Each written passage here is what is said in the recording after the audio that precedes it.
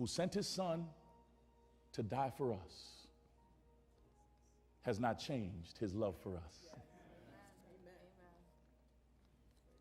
I know people like to make you feel guilty. You didn't do this. You didn't do that. You should have done this. You should have done that. How come you didn't do that? How come you didn't do this? But you know something about God?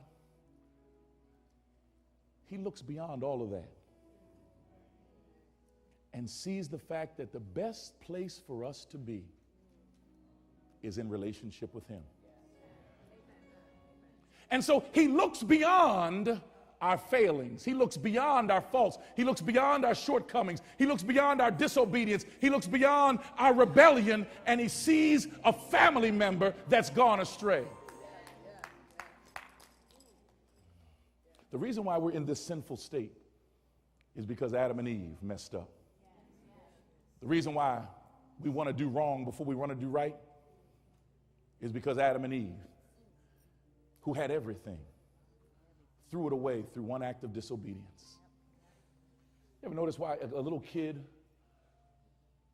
can sit there and steal a cookie that he was told not to eat, have crumbs all over his face, even have the cookie in his hand, and you say, "Did you eat that cookie?" No. It is because of Adam and Eve's sin we are now more inclined to do wrong than we are to do right. And God already knows that. And so God's not trying to keep us out of his family. God's trying to get us into his family. But there's only one way to get into his family. And that's to do what he tells us to do. The only way that we can receive all that God has set aside for us is to undo what Adam and Eve did. Their one act of disobedience unleashed sin and death in the world. But Jesus' one act of obedience released the law of grace. And now if we will just obey God and do what he says to do, then we can be a part of his. Pastor, you don't know what my life is like. I don't care what your life is like. God knows what your life is like, and he still loves you. God knows you have failings, but he still loves you.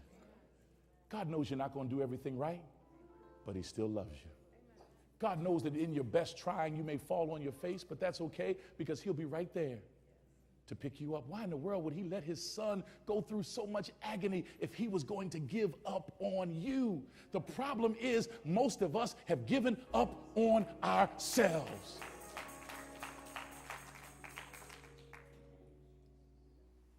Most of us have said, how can God love me when he knows that I did such and such?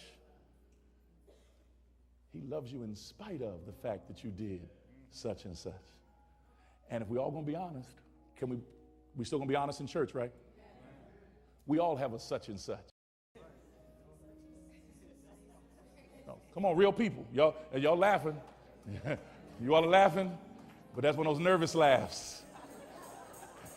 Amen, because you're like, oh, yeah. We all have something for which we are ashamed, but in spite of what we've done wrong, in spite of how we've fallen, in spite of how we've disappointed God and disappointed ourselves, God still says, I love you and my arms are open wide for you. So one man's disobedience ushered sin into the world. One man's obedience ushered grace, forgiveness into the world. God did all the work, and then all he says to us is, will you accept the fact that you're loved? Will you accept the fact that somebody actually is committed to you even though you mess up? Will you accept the fact that you're accepted just like you are?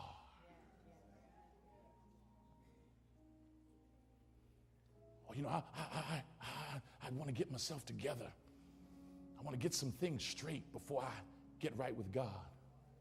Listen, if you could do that on your own, do you think God would have sent Jesus to die?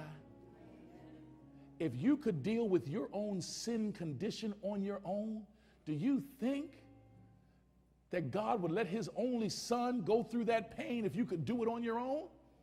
You can't. I can't. But what I can do is obey God.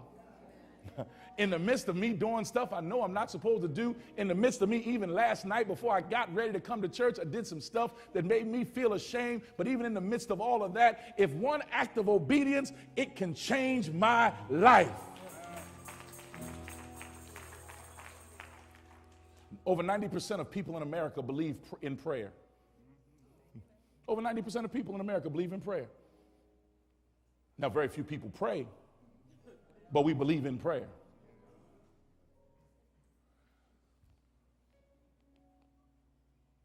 We've all asked God to do something in our lives.